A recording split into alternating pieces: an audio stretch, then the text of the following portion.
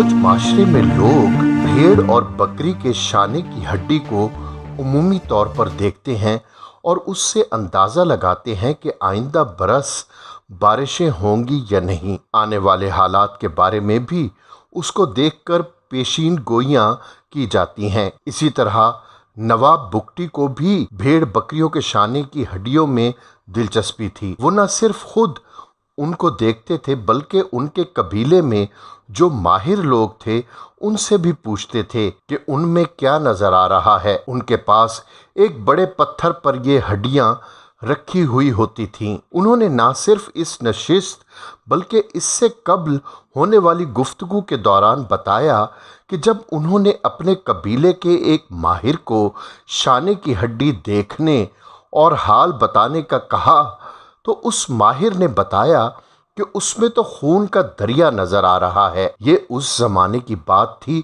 जब साबिका मशरकी पाकिस्तान जो बांग्लादेश बन गया था के हालात खराब थे और वहाँ फौजी एक्शन जारी था। कुरान मजीद में अल्लाह ताला का इरशाद है, नमाज के लिए खड़े होने का इरादा हो तो वज़ू के लिए अपने चेहरों को और अपने हाथों को कोहनियों समेत धो लो और अपने सरों का मसाह करो और अपने पाँव भी टखनों समेत धो लो, और अगर तुम हालत जनाबत में हो तो नहाकर खूब पाक हो जाओ, और अगर तुम बीमार हो या सफ़र में हो या तुमसे कोई रफ़ा हाजत से फारिग होकर आया हो या तुमने औरतों से कुर्बत मुजाहमत की हो तो फिर तुम पानी ना पाओ तो अंदरी हालात पाक मट्टी से तयम्मुम कर लिया करो।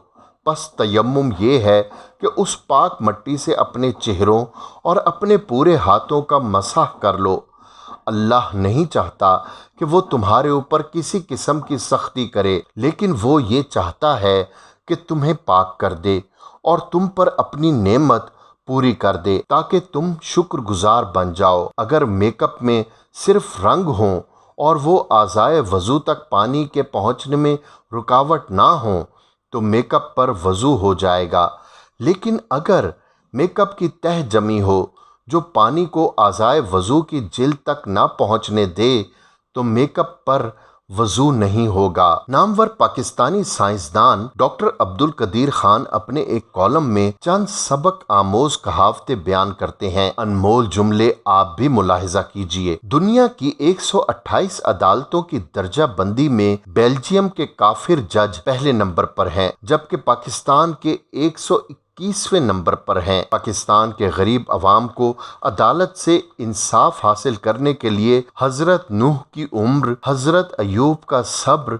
और कारून जितनी दौलत की ज़रूरत है। 1000 काबिल इंसान मर जाने से मुल्क को इतना नुकसान नहीं होता जितना कि एक अहमक नाअहल शख्स के साहिब इक़्तिदार यानी हुक्मरान बनने से होता है। दोस्त के साथ इस नमक की तरह रहो जो खाने में दिखाई नहीं देता, अगर ना हो तो उसकी कमी बहुत महसूस होती है। हजरत अली करम अल्लाह वजहो। हजरत यूसुफ जानते थे कि कमरे के सारे दरवाजे जुलेखा ने बंद कर दिए हैं, फिर भी वो बंद दरवाजे की जानिब दौड़े और अल्लाह ने एक एक करके तमाम दरवाजे खोल दिए। तुम्हें अगर कभी लगे कि तुम्हारे दरवाजे बंद हैं तो मान लो कि तुम्हारा और यूसुफ का खुदा एक ही है। 3 खूबियां इंसान को फरिश्ता बना देती हैं। नंबर 1 ठंडा दिमाग, नंबर 2 मीठी जबान और नंबर 3 नर्म दिल। किसी भी प्रोजेक्ट में कामयाबी का राज ये है कि अपने साथियों से दोस्तों की तरह पेश आओ, उनकी ज़रूरियात का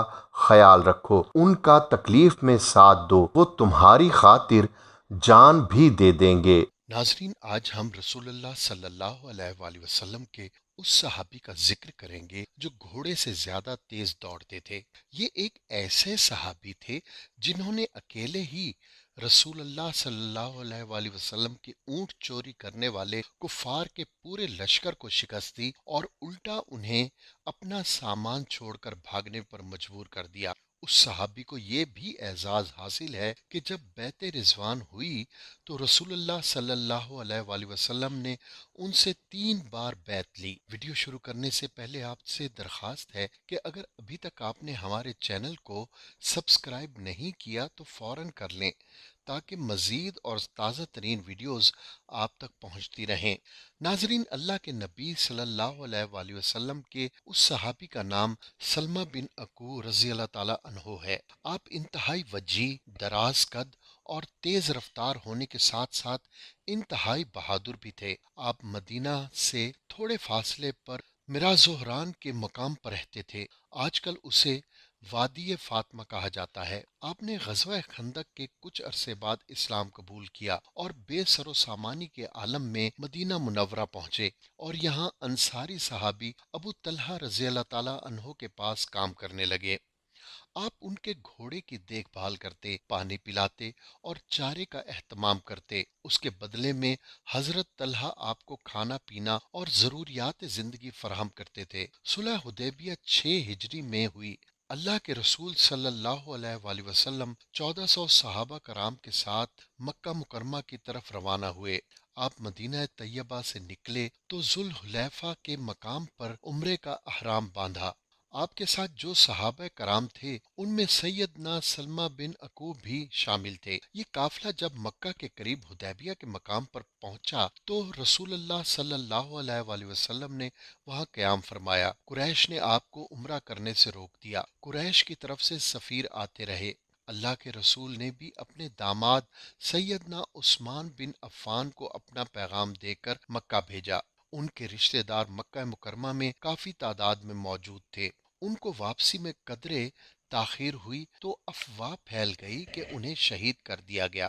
اللہ کے رسول نے ایک درخت کے نیچے بیٹھ کر صحابہ کرام سے بیعت لی۔ یہ بیعت اس بات پر تھی کہ ہم میدان جنگ چھوڑ کر نہیں بھاگیں گے۔ سب سے پہلے جس صحابی کو بیعت حاصل کرنے کا شرف ہوا ان کا نام ابو سنان اسدی تھا۔ بیعت شروع ہوئی تو صحابہ کرام ٹوٹ پڑے۔ سیدنا سلمہ بن اکو رضی اللہ تعالیٰ عنہ بھی شروع میں ہی بیعت کرنے والوں میں شامل تھے۔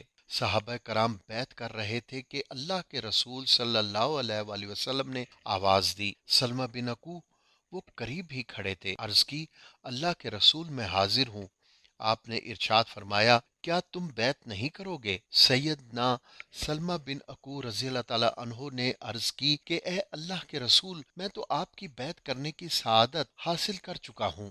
آپ صلی اللہ علیہ وآلہ وسلم نے اشارہ کیا تو سیدنا سلمہ بن اکو رضی اللہ تعالیٰ عنہ نے دوسری مرتبہ پھر بیعت کی۔ اس کے بعد صحابہ کرام بیعت کر رہے تھے اور تھوڑے ہی بچے تھے کہ آپ صلی اللہ علیہ وآلہ وسلم نے پھر سے ارشاد فرمایا کہ سلمہ، تم بیعت نہیں کرو گے؟ تو سیدنا سلمہ بن اکو رضی اللہ تعالیٰ عنہ نے فرمایا کہ اللہ کے رسول، میں تو آپ کی بیعت کر چکا ہوں۔ آپ نے اشارہ کیا کہ بیعت کر لو تو آپ نے پھر تیسری مرتبہ بیعت کر لی۔ سیدنا سلمہ بن اکو رضی اللہ تعالیٰ عنہ انتہائی بہادر تھے۔ ان کی بہادری ایک غزوے میں اس وقت ظاہر ہوئی جب انہوں نے تنہا ہی پورے لشکر کا مقابلہ کیا اور انہیں مار بھگایا۔ ناظرین، یہ واقعہ اس وقت پیش آیا جب اللہ کے رسول صلی اللہ علیہ وآلہ وسلم نے ذی کرب نامی چشمے پر اپنے اونٹوں کی چراگاہ بنا رکھی تھی۔ وہاں پر آپ کا چرواہا اپنی بیوی کے ساتھ رہتا تھا۔ وہاں پر کچھ لوگوں نے اونٹوں پر ڈاکہ ڈالا۔ چرواہے کو شہید کر دیا گیا جبکہ اس کی بیوی کو گرفتار کر کے وہ اپنے ساتھ لے گئے۔ اس ساری صورتحال کا جب سیدنا سلمہ بن اکو رضی اللہ تعالیٰ عنہ کو علم ہوا تو انہوں نے ابن طلحہ کے گھوڑے کے ساتھ مدینے کی جانب قاصد کو روانہ کیا اور فرمایا کہ اللہ کے رسول کو ساری صورتحال سے آگاہ کر دینا۔ اس کے بعد وہ ایک پہاڑ پر چڑھ کر اونچی آواز میں کہنے لگے، یا صباحا، یا صباحا۔ آپ نے 3 مرتبہ یہ آواز لگائی اور دشمن کے پیچھے چل پڑے۔ سیدنا سلمہ بن اکو رضی اللہ تعالیٰ عنہ بہترین تیر انداز بھی تھے۔ انہوں نے ترکش سنبھالا اور جب دشمن کے قریب آ گئے تو تیر برسانا شروع کر دیے۔ تیر اپنے نشانے پر لگ رہے تھے۔ آپ ساتھ یہ بھی فرما رہے تھے کہ میں اکو کا بیٹا ہوں۔ آج سب کو معلوم ہو جائے گا کہ کون اپنی ماں کے دودھ کا حق ادا کرتا ہے۔ یہ دشمن پر مسلسل تیروں سے حملہ کرتے رہے और दुश्मन मजबूरन हुजूर पाक सल्लल्लाहु अलैहि वसल्लम की ऊँटनियां छोड़कर भागते रहे, हत्ता कि हुजूर पाक सल्लल्लाहु अलैहि वसल्लम की सारी ऊँटनियां छोड़कर वो भाग निकले, लेकिन उन्होंने दुश्मन का पीछा नहीं छोड़ा। दुश्मनों ने थक कर हार मान ली तो आपने उनसे मुखातिब होकर फरमाया कि मुझे पहचान लो, मैं सलमा बिन अकू हूँ। मैं इतनी तेज दौड़ता हूँ कि अगर कोई मेरे पीछे दौड़ेगा तो मुझे हरगिज पकड़ नहीं सकेगा।